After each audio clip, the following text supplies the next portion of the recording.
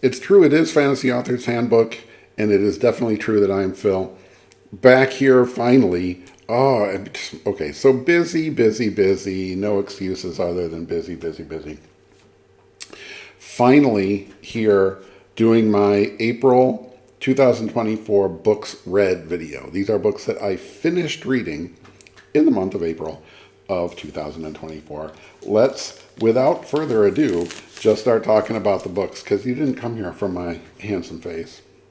Or did you? All right. First one that I actually finished was the Ace Double. You've seen this if you've been watching my books being read, etc. And you know by now of my love of the Ace Double. I have a collection, not yet complete, but I will complete that collection, eventually, of all the Ace Doubles. I just love these. These kind of bring me back to my childhood. The local library where I grew up had like tons of them, and I would check them out as a kid, and just pour through the shelves, like looking at the crazy cool sci-fi art, which you will also definitely see here in Spaceborne by E.C. Tubb. So this is Ace Double number D193 from 1956, one of the earliest of the Ace Doubles. The D indicates that it had the cover price of a whopping 35 cents. This one is The Spaceborne by E.C. Tubb on one side, and then it flips over to reveal The Man Who Japed by Philip K. Dick. These Philip K. Dick Ace Doubles can be very difficult to find. Let's talk about that in a minute. But I just, because I wanted to, I don't know, there is no, at least in the early Ace Doubles, a certain amount of effort was put into not telling you which one you're supposed to read first. There is no sort of dominant book here. We are equal footing, Philip K. Dick and E.C. Tubb. I started reading Spaceborne, the Spaceborne. This is, I don't know. I love the cover art. And what's interesting is that the people in the characters in the story, in the novel, actually do wear different colored shorts depending on what their job is on the starship. I don't remember it being specified that they were shirtless, but all right. Cover art by Ed Valigorsky that's just dynamite. Just really just fun space opera thing, I guess you'd call it that. So this is not the first story set on a generation ship, right? Coming, in 1956. But it is actually the first to use that term generation ship, those two words together, for whatever that's worth. But, the book itself is just, I loved it. It was a sort of thrill-a-second pulp era police story set in this strange universe of the enclosed generation ship. But otherwise, if you sort of break it down, it's about corrupt cops, a corrupt mayor, or the captain of the ship in this case. But it's, they're setting each other up, they're taking each other down, they're hiding and tampering with witnesses and suspects as what for this world, right, the limited enclosed space of a generation starship is sort of this really major shakeup of a crime. And all of this happens within this rather well thought out backdrop of how do you organize people within a closed system and a strictly closed system. This is not a place where, well, I really hate it here, I'm going to try to defect. Well, defect to where? Right? Interstellar space, just all by yourself. So this is sort of, we have to do certain things to keep this hung together. And now we're confronted with, is there a threat to that? Or is there a better idea? And the book really leaves some of that open. It doesn't offer, a sort of strict moralistic kind of opinion on that, right? But Tubb really does get into that sort of, it would be hard to do this. These people have just been living on this ship for like 300 years. These are not the people who started out. These are probably not the people who are going to get to the end of it. And they are given this very strict, we must continue this voyage. We have no choice. And in order to survive that, we have to make sure that the ship is maintained in an orderly fashion, including socially. So really, really thought-provoking, interesting stuff here.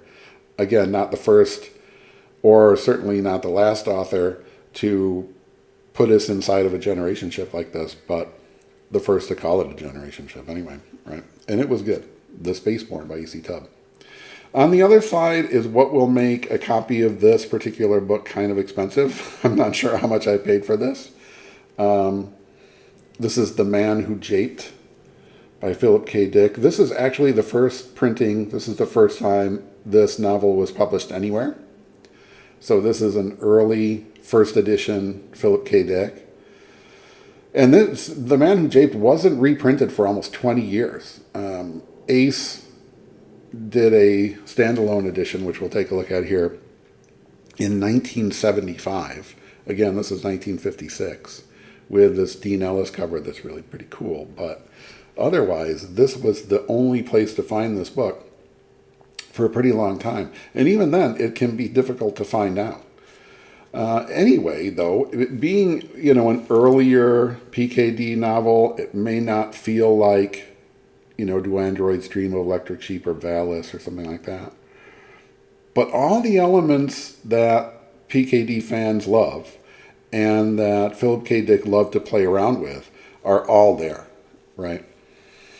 It's about the unreliability and inconsistency of memory. It's about the role of information and information technology in a totalitarian regime, a puritanical sort of weaponized sex taboos, all that's in here. And honestly, obviously Philip K. Dick wasn't the first to think about that kind of stuff, and Orwell came before him and Aldous Huxley before that. But even then, this is a story that resonates shockingly well today, right? Many, many years later, almost 70 years later. And really what the story comes down to is the power of fake news to manipulate the population that's been purposely mired in ignorance and belief. This is Philip K. Dick, man. He reaches forward into our present day in ways that very, very few science fiction authors from the mid-1950s did. Right? He is already writing about this kind of stuff while, Heinlein and those guys were just sort of imagining the brilliant future of the atomic age. Right? Philip K. Dick does not disappoint no matter how far back in his career you go. The Ace Double, love. Next up was Painkiller by Simon Ings. Here is what that looks like. Beautiful cover. I just love this cover. Just great design. Beautifully, beautifully done. By Orion Books in the UK, 2000. So this has been out for, 24 years or so. But, we get to stuff eventually. This is kind of a difficult one for me. I don't do negative reviews, and I'm not going to do a negative review here. Even though, just by saying that, it seems like this is probably a negative review. It took me 2 months to read this. It's not that super long. Read it kind of bit by bit and did sort of struggle with it. It is a crime novel centered on organized crime in Hong Kong and London before, during, and after Hong Kong was handed off from the British Empire to Chinese rule. It's definitely sold as science fiction, right? It comes from Orion Books. It has this very science fiction-y looking cover, even fantasy looking cover. I struggled to find the science fiction in here. There is a gadget, but it's not really that sort of science fictionally of a gadget. There's some question as to whether or not the gadget actually does anything. The protagonist refers to aliens that live in his stomach. There's kind of a prologue that seems like something alien is going inside him that never pays off. he just sort of like has a weird feeling. I don't know. That in itself is not a problem. I mean, obviously I read other than science fiction, and you will see some here today, but I don't know. I honestly don't know. It wasn't like I'm reading it and I hated it. I would have just stopped reading. If I hated it, I would have stopped reading it and we wouldn't even have been talking about it, right? It wouldn't even be on this video. So the writing I thought was really, really good. I don't know. Make up your own mind on this one, Painkillers by Simon Ings. Okay? And listen, ultimately, right, what are reviews? Any review is, I don't know, that sounds interesting, maybe I'll read that. Next up was exactly the book I needed right in that moment following Painkillers. which again is not a negative review of Painkillers. This is Lydia Cassatt reading the morning paper by Harriet Scott Chessman. Plume Books, 2002. And you know me by now, right? You've seen the books I read. I just showed you a 1956 Ace Double. Books from the early 2000s are kind of still new to me. I tend to buy stuff and there they sit. Why did I buy this book? I don't know. Where did I hear about this book? I don't know. It's been sitting on my shelf for some amount of time. Maybe not quite 22 years, but I don't know. This is definitely a book that comes from that period, like Girl with a Pearl Earring and a couple others that I've read, that were sort of take a painting and then be inspired to tell the story behind it. You know, talk about some of these great artists. And that's exactly what this is.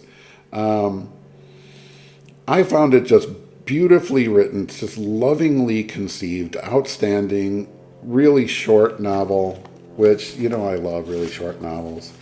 Plume did a terrific job presenting it because, trust me, and because I've tried to do it before, publishing a very short novel is hard, right? To put it into a package that looks like a novel and not like kind of a pamphlet, right? Which you'll kind of see next, spoiler alert, but you know, just gorgeously presented with the, you know, with the artist, original art, with French flaps, and yes, they are called French flaps.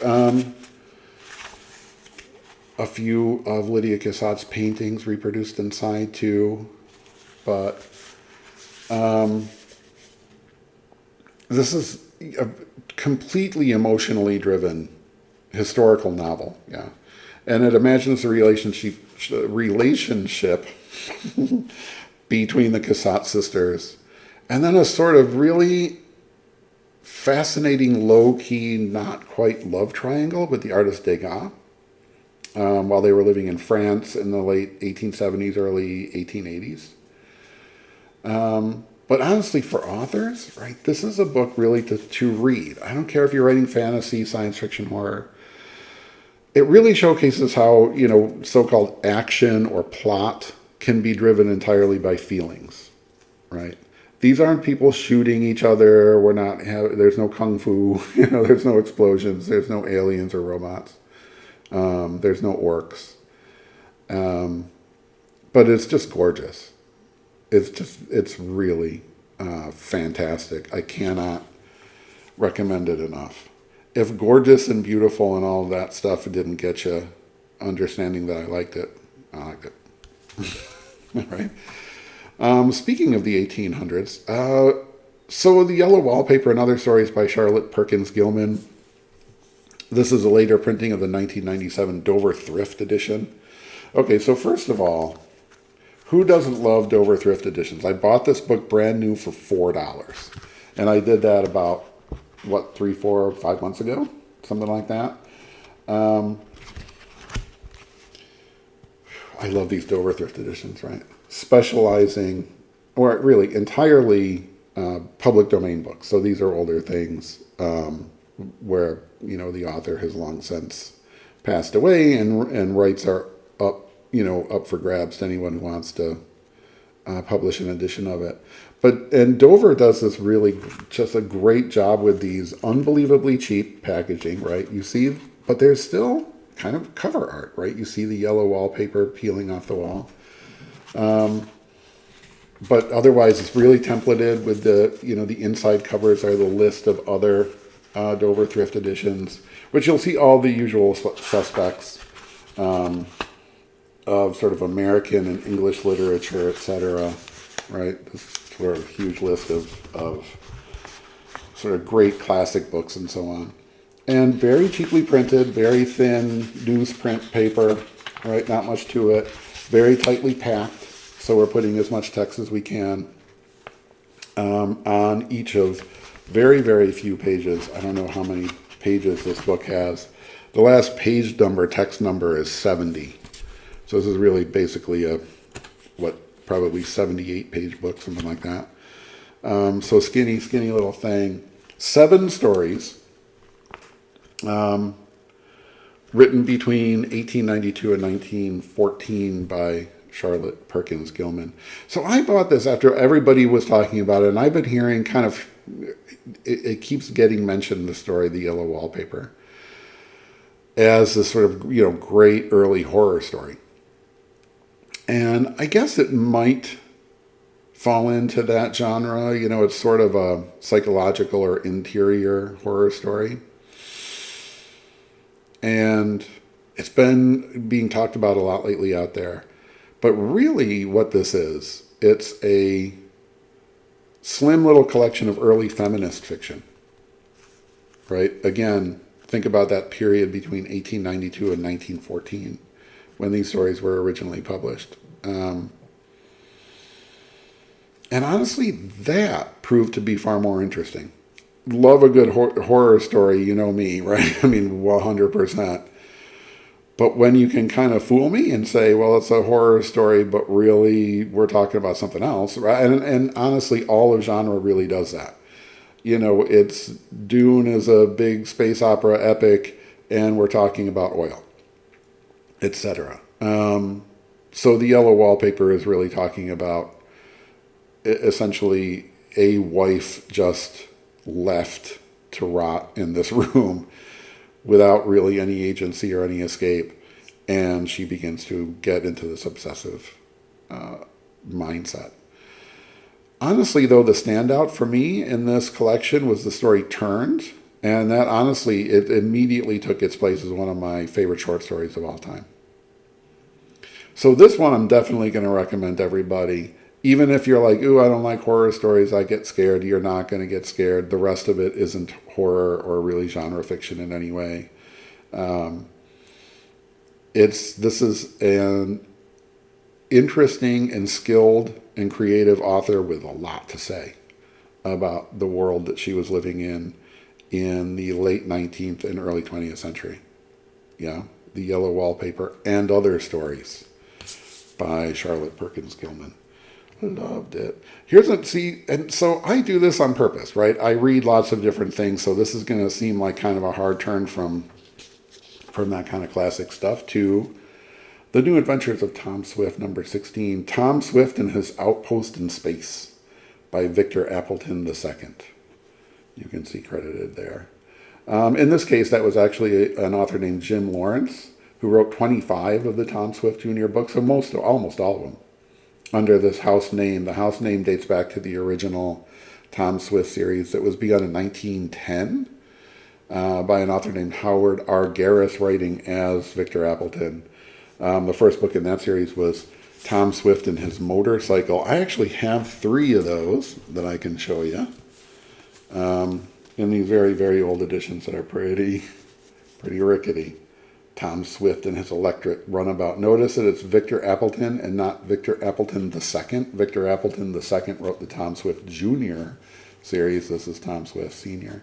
And it is assumed that in the New Adventures of Tom Swift, right here, or the New Adventures of the new Tom Swift Jr. Adventures, pardon me, that Tom Swift is actually Tom Swift Jr.'s father.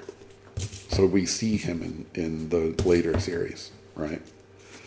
But, I mean, all of these books are they're old.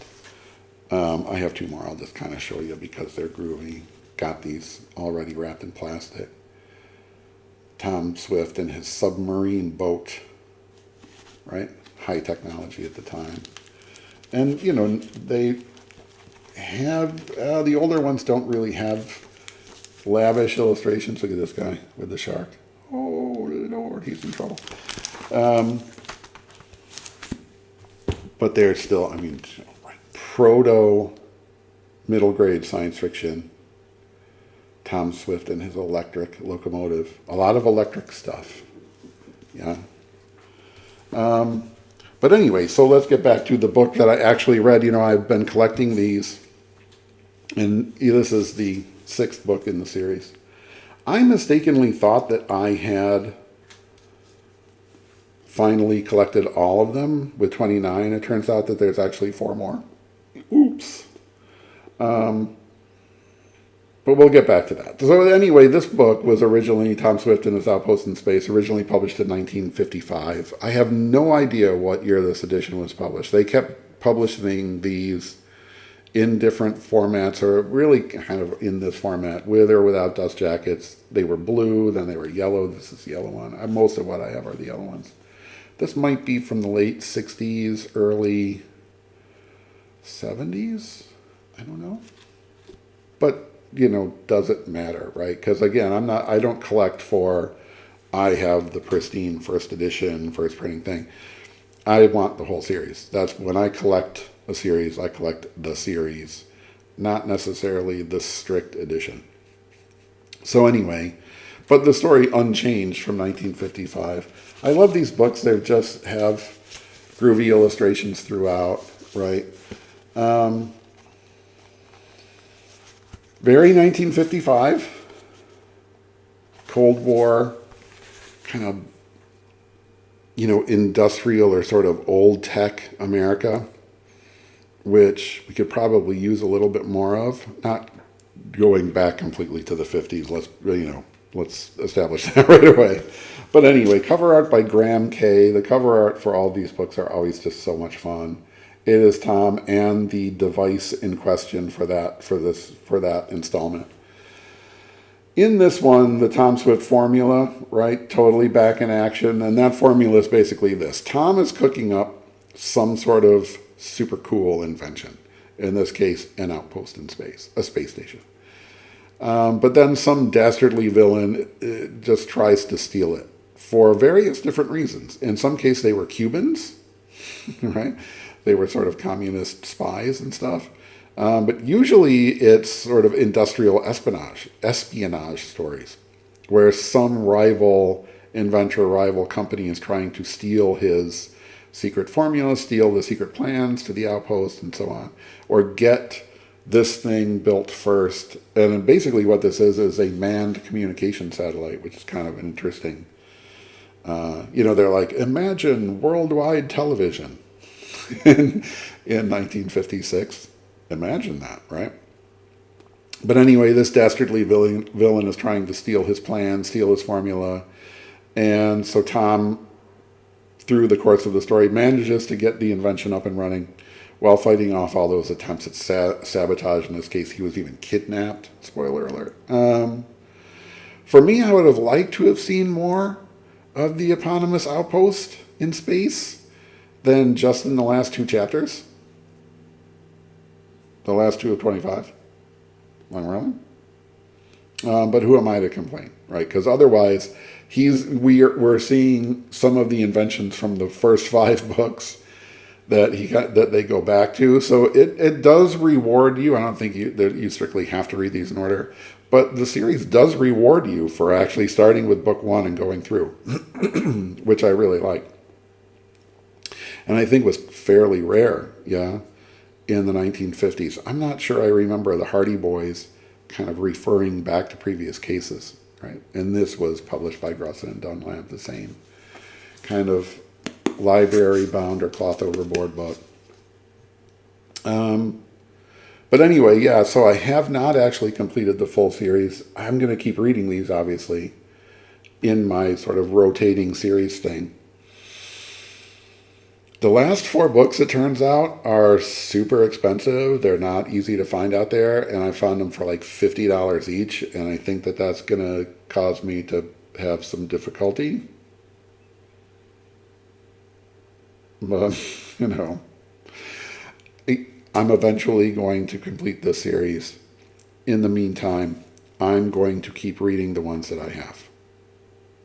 Tom Swift Jr., just because I had a couple of these books and read a couple of them when I was a kid, and I mean a little teeny Phil. And I don't know. I want them back in my life. I want that weird innocence. I don't know.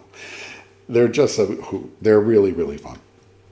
Tom Swift Jr. Adventures. All right, then the next one, again, read, completed in April of 2024. This is going to eclipse all. Will I get this lined up properly? Let's just look at MYOCENE. And this is actually credited to Junglecrow Studios. Yeah. Look at this. Large format, kind of, what would we call that? Letterbox format. Really something that you would normally see in kids' picture books, format-wise, right? And again, the paper over board, 4-color cover. Let's take a look at the inside here. Very groovy 4-color, printed, illustrated end papers. I'm just peeking over so I can see on my screen if I'm getting this even really lined up. So I actually had to create the listing for this book on Goodreads. I could not find it on Goodreads. That surprised me a little. This came to me after I backed it on Kickstarter, which I very, very rarely do, but this looked really cool, and it is really cool. And I did that back in 2022. Why did it take me 2 years to get around to reading it? I have books that I bought 45 years ago that I read. So, 2 years is actually pretty good. Anyway, obviously the illustrations are the backbone of this thing. Created by the 7 members of Junglecrow Studios, yeah. I'm just going to kind of open it to a page, because that's mostly what you see, right? Text on the left and illustration on the right, with the text in both English and Japanese. And what this does is it follows a small group of explorers in this post-apocalyptic Earth. The disaster was caused by this alien fungus that's completely overrun the planet. But this particular disaster ends with some really surprisingly beautiful images. I'm just doing this at random, so this might not be one of the more particularly beautiful. But each of these pages, there's several chapters, come from the point of view of one of the characters. That you'll see a little spot illustration of them down there.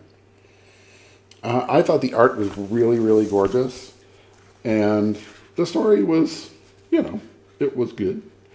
I think the world building was fun. Obviously, the art is really the star of this, and so this book ends with "to be continued." And it looks like you can still buy it on Kickstarter, by the way, so go find this book. Yeah. So far, I don't see any sign of the second book, though. Now, it could take more than 2 years to do this kind of lavishly illustrated, really, really nicely, like in some cases, instead of the text, right, it gets conceptual.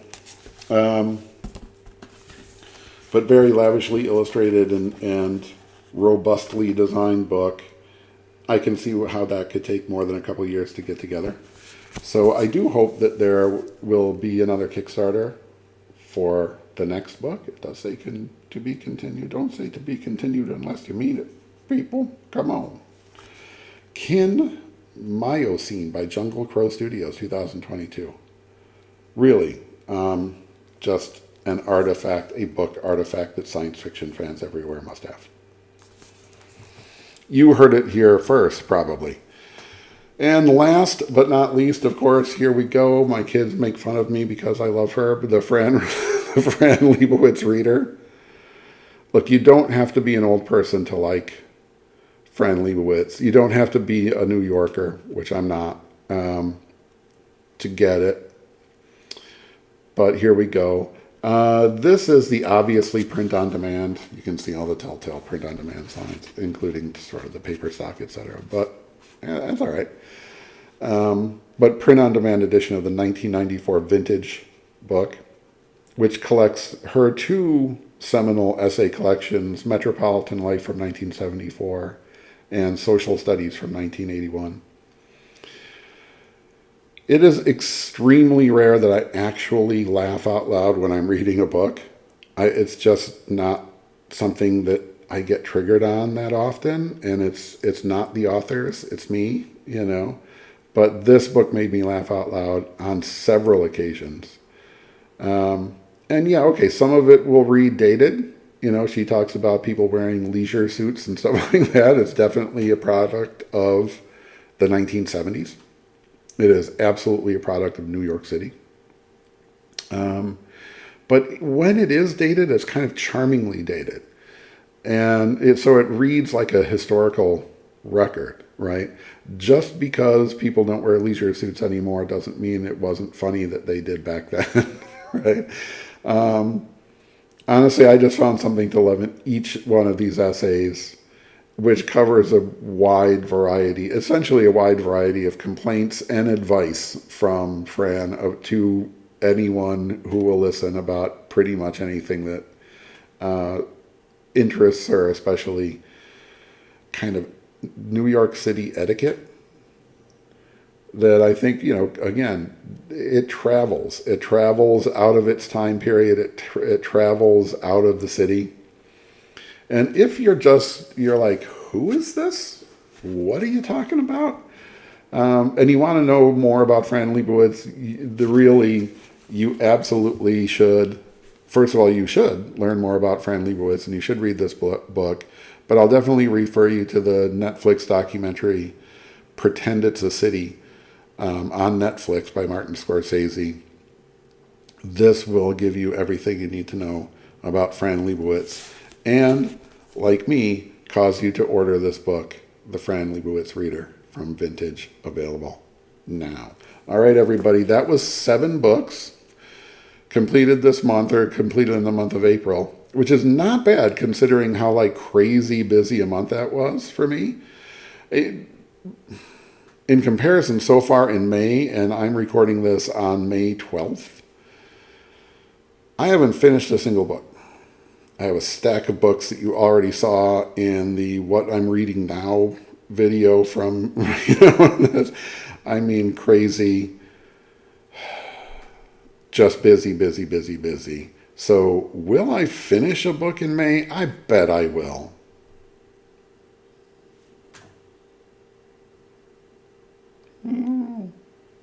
But, you know, you got to earn a living in here somewhere. Yeah. Thank you, everybody, for watching. I hope that you were excited about some of these books and will go out and read them. Definitely read Fran Lebowitz. Definitely read the Lydia Cassatt book. Understand that The Yellow Wallpaper is not horror, but really important and interesting feminist fiction from that time period. Good luck finding a copy of that Ace Double or the illustrated book Kin. But anyway, it was a good month for me reading-wise. Varied, interesting, strange stuff, hitting my series, looking at some, you know, sort of general fiction out there and stuff like that. And just a nice variety of things. Anyway, I will see you soon for the next video. That was books that I finished reading in April of 2024. Thanks, everybody.